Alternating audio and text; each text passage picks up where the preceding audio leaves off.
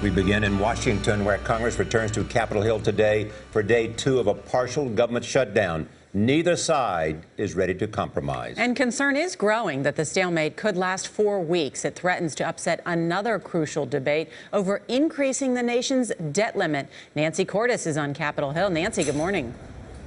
Nora and Charlie, we cannot find a single member or aide up here who can give us a plausible scenario for how this ends quickly. Republicans feel they can't back down now without serious concessions, and Democrats think they have the high ground and don't need to negotiate. The joint resolution is not agreed to. House Republicans tried to restore funding for 3 parts of the government Tuesday night: the District of Columbia, National Parks, and Veterans Affairs. You vote no, that's where the rubber meets the road. You'll be responsible for denying them these benefits. But Democrats voted down all 3 bills, calling it a PR stunt. Don't be fooled by what the Republicans are doing tonight.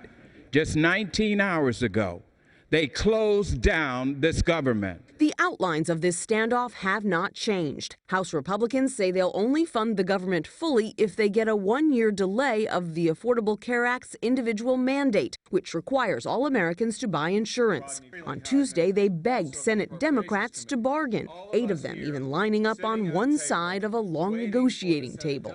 We need the Senate Democrats to come join us. But Democrats, backed by the president, refused. They've shut down the government over an ideological crusade to deny affordable health insurance to millions of Americans.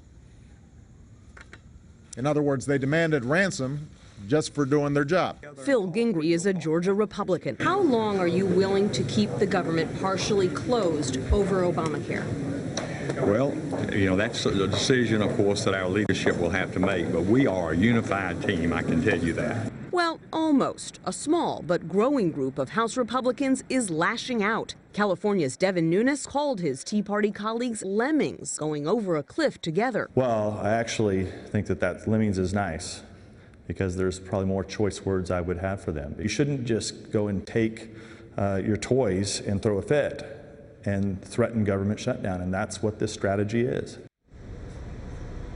But right now, he is in the distinct minority. More Republicans feel that Obamacare is actually worse for the country than a government shutdown. And so, Nora and Charlie, it only appears that the dynamics of this shutdown will change if there is a huge public backlash that forces leaders up here to finally get in a room together and work this out.